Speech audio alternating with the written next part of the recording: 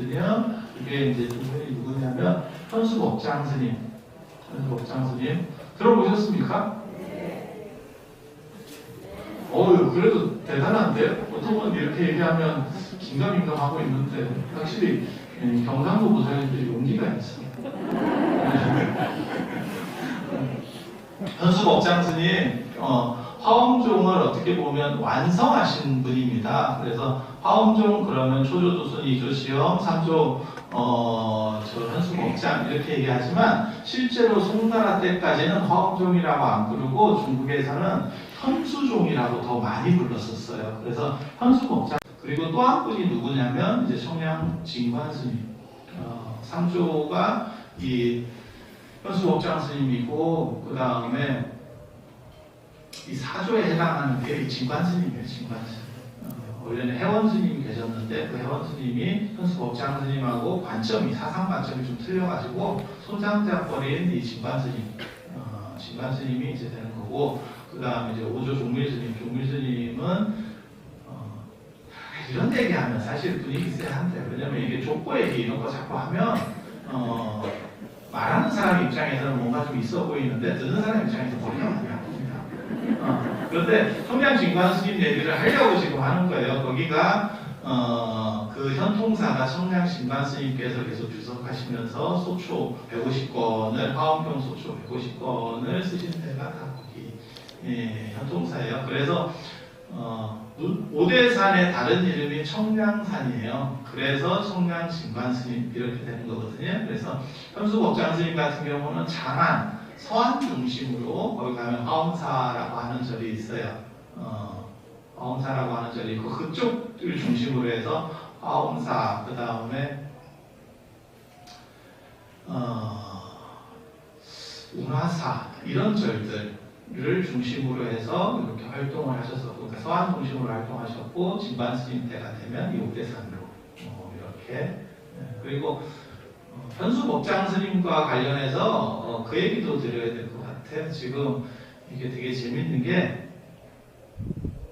근데 이게 코로나가 돼서 점심을 안 준대. 여기 지금 통도사 대비 무대인데 원래 오후도 하기로 되어 있는데 오후 하지 말라던데 밥 안 준다고 오전만 하고 가래.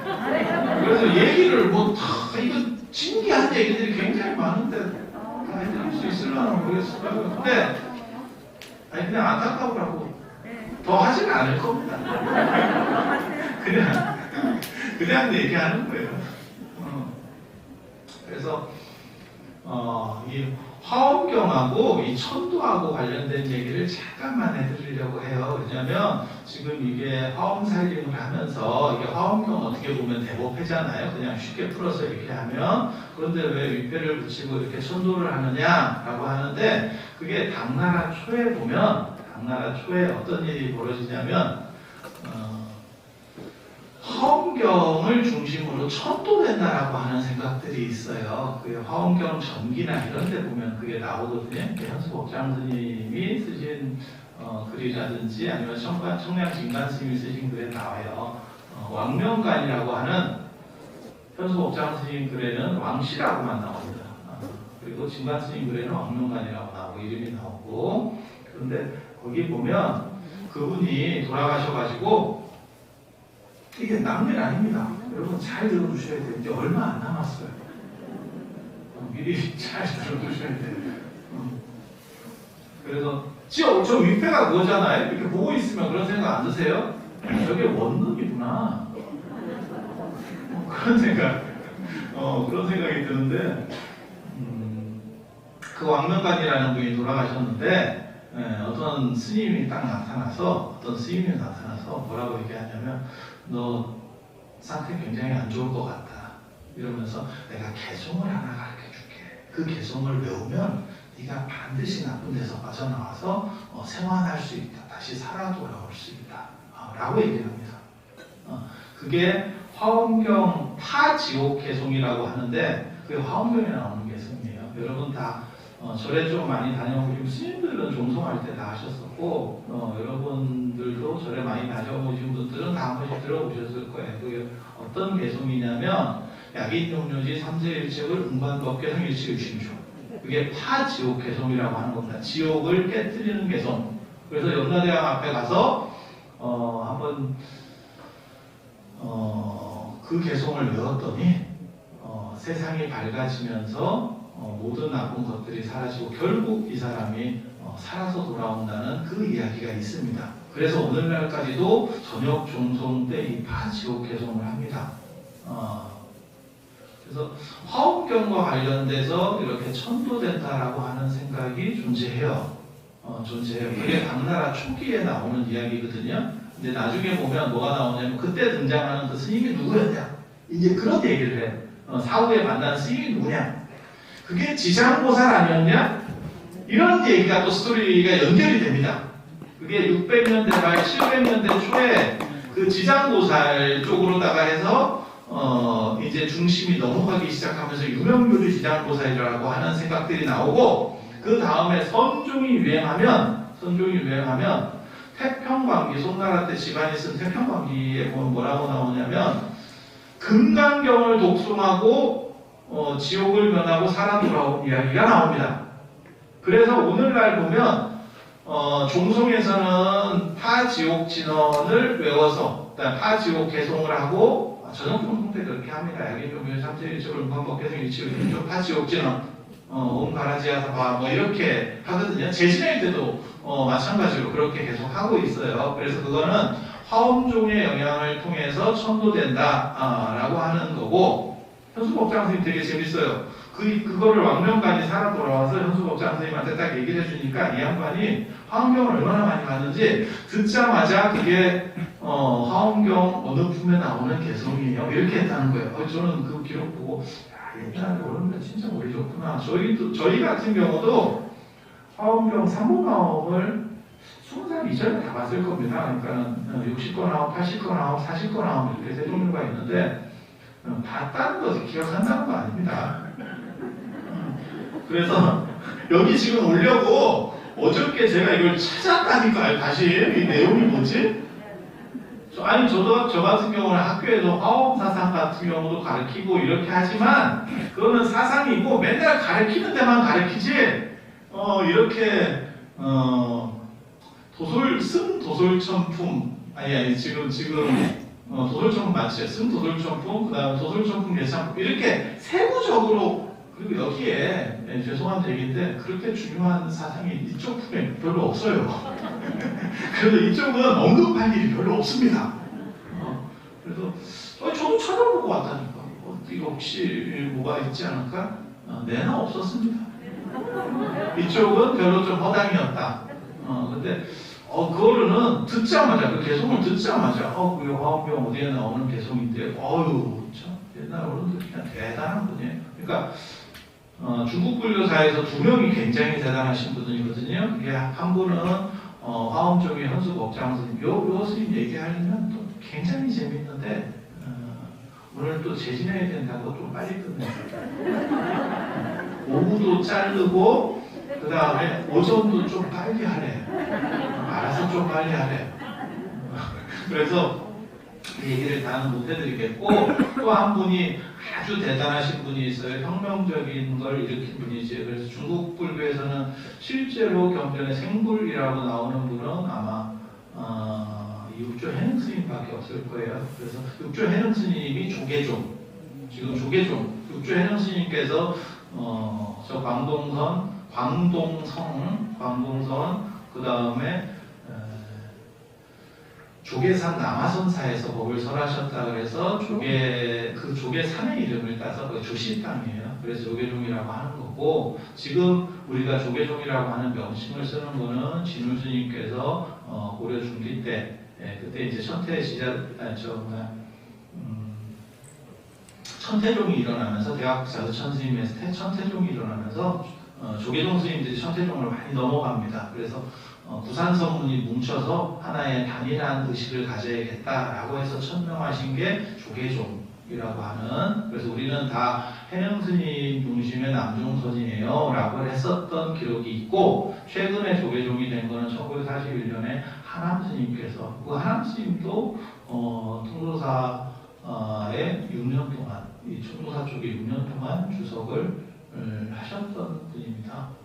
그래서 총무사랑 인연이 하남스님께서 1941년도에 만드신 조단이고 그게 지금까지 계승이 돼서 지금은 그때는 조선불교조계죠. 지금은 대한불교조계죠. 조선이 끝났으니까요. 지금 조선불교조계종 이러면 북한인 줄 알잖아요. 조선이라는 명칭을 쓰는 건 북조선밖에 없으니까요. 그래서 그렇게 되어 있는 거고 나중에 이제 선종이 당나라 중기부터 굉장히 이제 활발하게 움직이기 시작을 해요. 지금 이런 조계종 같은 남종선 중심이 그래서 그때 되면 이제 금강경. 그래서 남종선의 소위 경전이 금강경. 해능스님께서 응무소주 이생기심을 가지고 깨달았다. 능히 주하는 바 없이 그 마음을 낸다. 뭐 이런 얘기 들어보셨잖아요. 한 번 정도? 안 들어보셔도 돼요. 지금 들어보시면 돼요. 그리고 또 듣고 또 까먹으셔도 돼요. 이게 너무 열심히 잘 기억하시면 저희 같은 사람이 할 게 별로 없습니다. 또 까먹어 주시면 그게 미덕이에요. 그럼 나중에 또 이런데 이거 하는 거 아니에요. 자발적으로 해봐.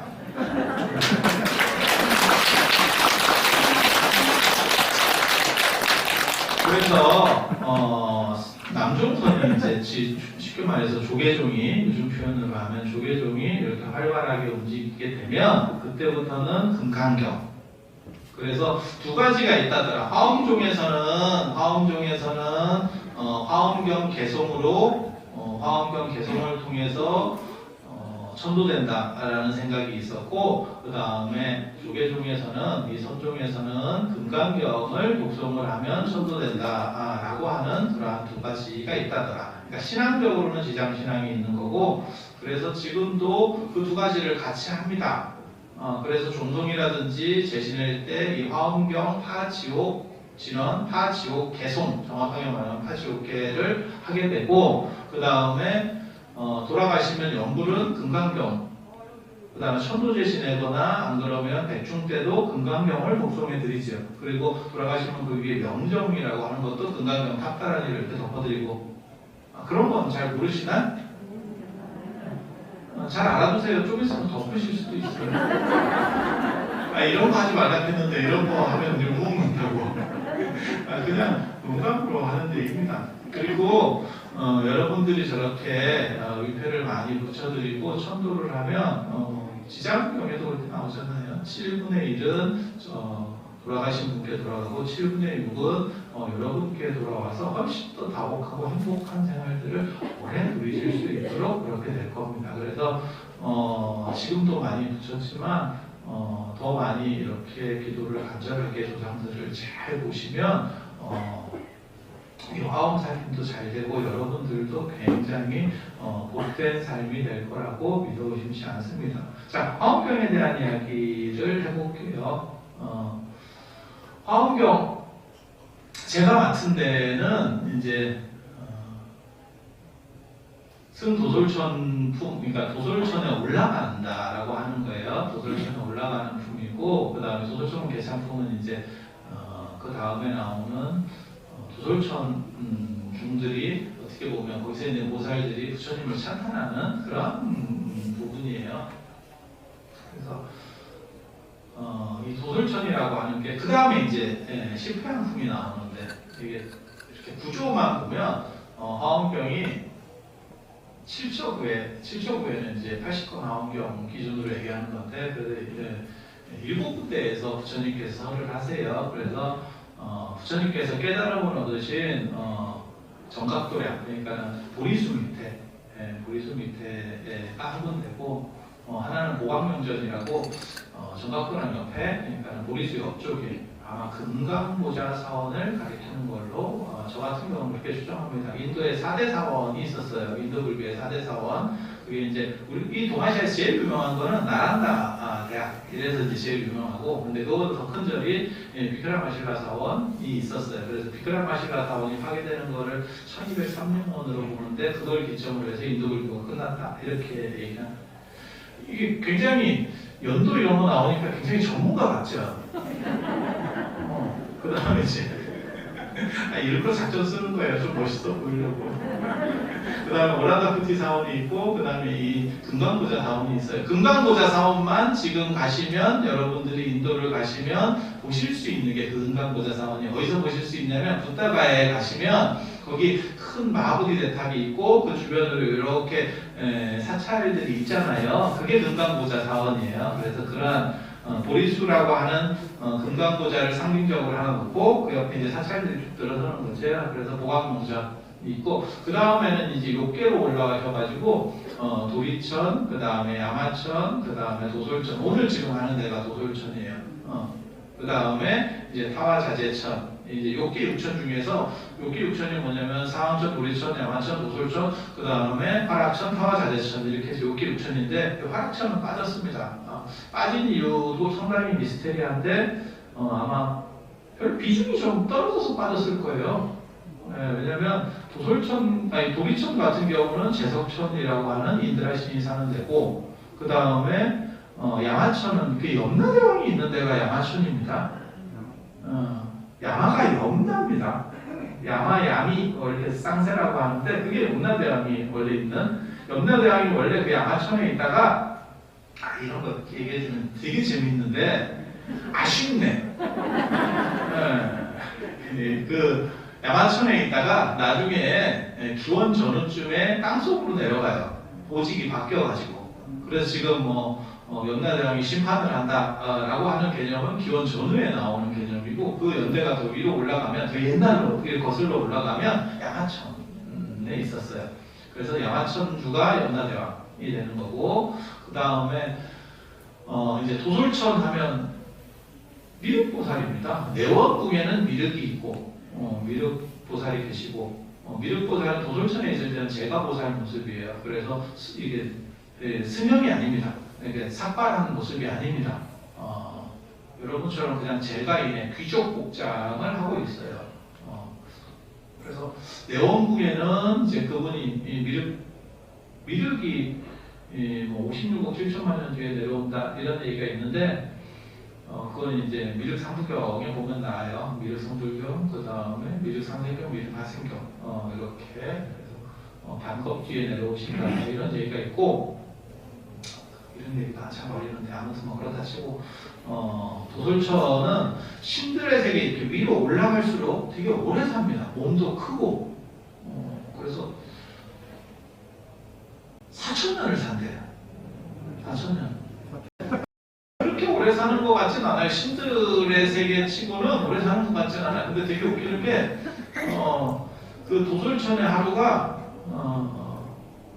인간 세계에 400년이래요. 그래서 400 곱하기 365 곱하기 4,000을 해야 돼. 그랬더니 5억 8천만 년이에요. 이걸 제가 딱 보는 순간 무슨 생각 들었는지 아세요? 도솔천에서는 무조건 연금보험을 들어야겠다. 그리고 실비보험이 이게 필수일 것 같다. 이거 이렇게 오래 살면 우리도 지금 오래 사는 세상이 돼서 그런 부분이 지금 굉장히 절실해졌잖아요. 그래서 옛날 사람들은 또 오래 사는 걸 굉장히 좋아합니다. 그래서 오래 살고, 그리고 그런 데는 중간 단명은 없어요. 그러니까 중간에 이렇게 불의의 사고로 돌아가시는 일은 없어요. 그래서 그런 정도 이상세계라고 보시면 되고, 부처님께서, 석가모니 부처님께서 정각을 얻으신 그 보리도량에서 보리수에서 움직이지 않고, 이게 굉장히 재미있는 얘기예요. 사실은 화엄경이 어떻게 보면 핵심 중에 하나인데, 움직이지 않고 도리천도 가고 도솔천도 가고 이렇게 하는 거예요. 움직여서 가는 게 아니에요. 움직여서 가는 게 아니에요. 어떻게 움직이지 않고 가시나요? 라고 하는데, 사실은 그게 내용이 어떻게 되는 거냐면,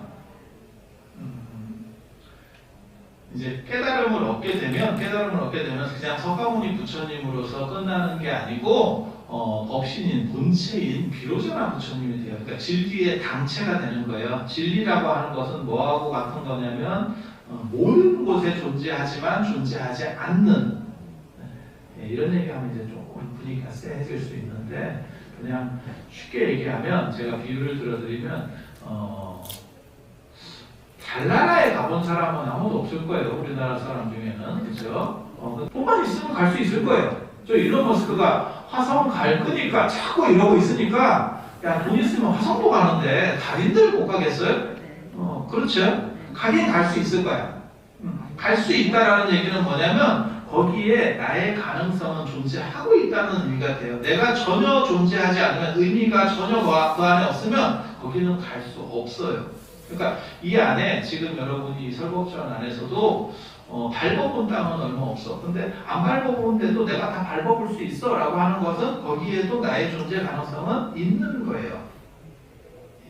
그래서 꿈이라고 생각을 한번 더 해보세요. 그러면 꿈속에서는 내가 있는 데는 모든 꿈의 가장 큰 특징은 나라고 하는 주인공 1인칭이 있다는 거거든요. 하지만 실제로는 나는 그 안에서 어디든지 다 내가 존재할 수 있는 거죠. 왜냐하면 내 의식 속에 있는 거니까 실제로는. 그렇지 않아요? 그래서 몸이 바뀔 수도 있고 단지 지금 현재 현상으로 나타나는 게 이 몸인 거죠. 꿈속에서. 지금 꿈이라고 생각을 하시면. 그래서 꿈 안에 있는 모든 가능성은 사실은 다 열려 있는 거예요. 그래서 꿈의 본질을 터득하면 그것을 꿈 전체가 어떻게 보면 내가 되는 그러한 현상이라고 할 수 있어요. 그런 거를 내가 정각을 얻은 석가모니 부처님께서 정각을 얻은 상태에서 없이 비로자나 부처님하고 합체가 되면 그걸 자각하게 되면 내가 어느 곳에든지 존재하고 어느 곳에도 존재하지 않는 상태가 된다는 거예요. 죄송합니다. 괜히 말을 꺼낸 것 같습니다. 이게 마음속에서는 가장 중요한 이야기 중에 하나예요. 그래서 나중에 이제 일시의심조라고 하는 마음먹기에 따라서 모든 것이 달려있다라고 하는 거고, 그건 기본 설정이고, 그 다음에 이제 승도솔천품하고 관련이 되면 여기서는 부처님께서 몸을 움직이지 않으시고 이 도솔천에 올라오시니까 10명의 보살들이 나옵니다. 10명의 보살들이 10개의 세계에서 이렇게 운집해 온다라고 하는 이야기가 있어요. 그렇게 운집해 온 분 중에서 리더가 금강강보살이에요. 금강강보살. 그 금강강보살이 얘기하는 게 바로 그 개성이에요. 방금 말씀드린 그런 것과 비슷한 개성이거든요. 그래서 어떻게 얘기를 하냐면 부처님은 색이나 소리로, 그러니까 형체나 소리로 뵐 수가 없다. 하지만 색이나 소리를 여의어 있는 것도 아니다. 라고 개성으로 부처님을 찬탄을 합니다. 근데 그거는 이제 석가모니 부처님인 동시에 사실은 비로자나 부처님이에요. 깨달음을 얻은 당체이기 때문에. 그래서 그렇게 생각을 하시면 되고, 그 석가모니 부처님께서 기독교나 이런 데서도 그런 얘기를 하죠. 신이라고 하는 것은 우리의 생각을 초월해 있고 말을 초월해 있고 이런 얘기들을 하는데 화엄경이 되게 재밌는 게 생각과 말을 초월했고, 그러니까 소리나 빛깔을 초월해 있지만 그것을 넘어가 있는 것도 아니다. 이게 굉장히 재밌는 거예요. 그러니까 단순히 초월해 있으면 그걸 넘어서 있기 때문에 이 초월하기 전에 그 단계는 벗어나 있는 거죠. 사실 분리되어 있는 거죠. 그런데 이것을 넘어서 있지만 넘어서 있는 동시에 이것도 포함하고 있어 라고 이야기하는 거예요. 그래서 이게 한 단계 더 높은 재밌는 생각입니다. 굉장히 철학적으로는 사유가 깊은 생각이에요. 그거를 기원전에 어떻게 생각을 했는지는 저도 잘 모르겠어요. 그래서 화엄경이 만들어지는 게 기원 전후쯤 이제 만들어지거든요. 원래는 석가모니 부처님께서 처음 깨달음을 얻고 21일 동안 설하셨다라고 되어 있지만 이것이 완전히 정리가 되는 거는 기원 전후쯤에 어느 정도 정리가 돼서 사실은 이제 중앙아시아 쪽, 호탄 쪽에 가서 최종으로 완성됐다. 지금까지는 이제 그렇게 인식들이 되고 있어요. 그래서 되게 재밌는 게 화엄경에는 10이라고 하는 숫자가 되게 많이 나옵니다.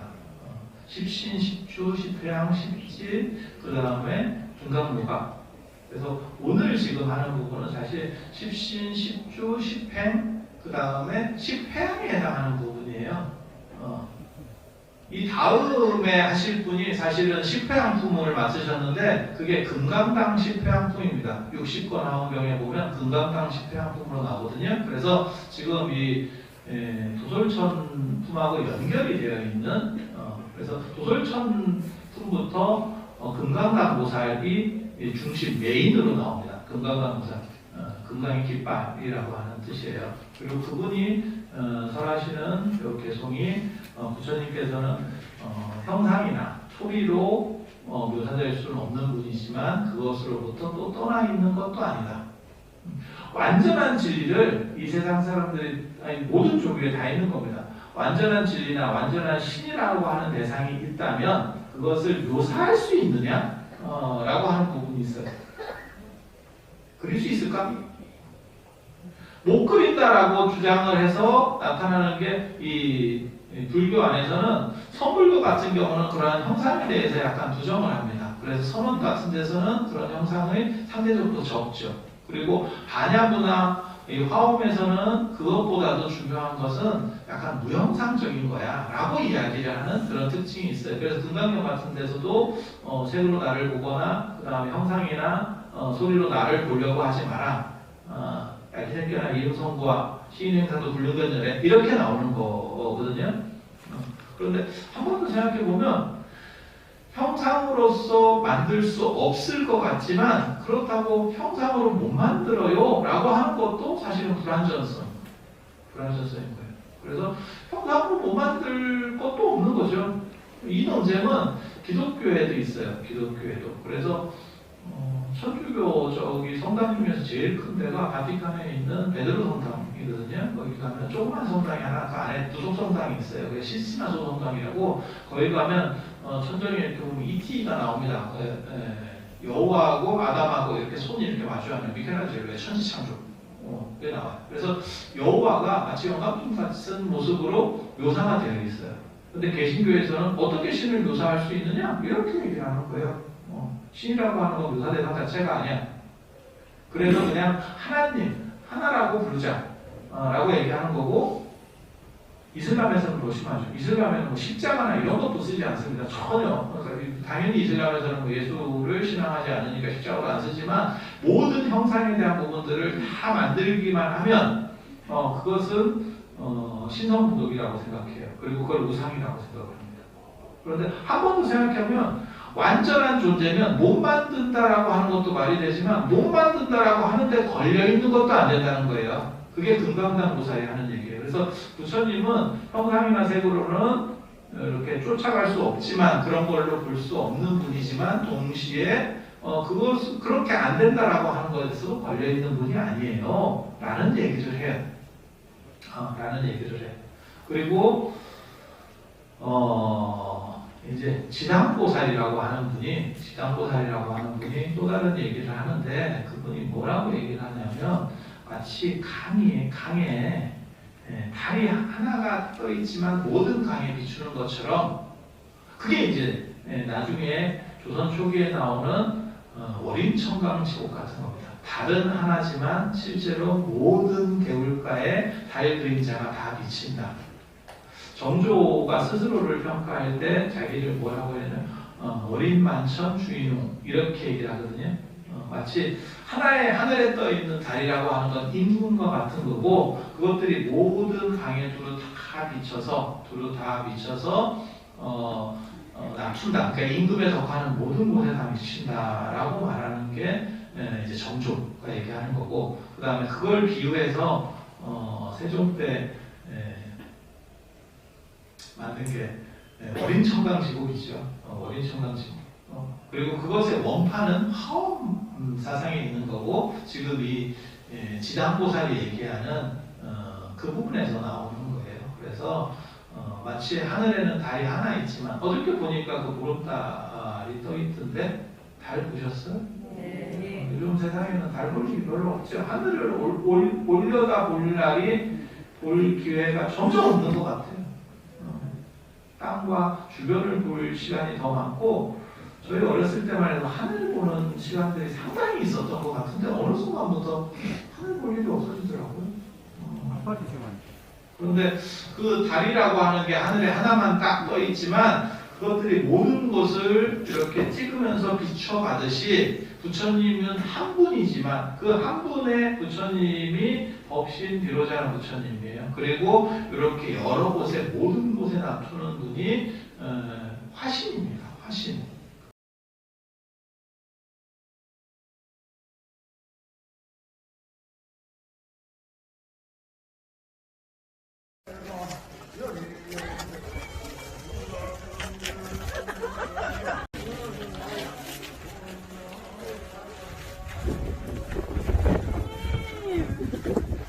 보고 싶어요. 선생님 깜짝이에요. 내가 선생님 보면 다 듣고 있어요. 감사합니다.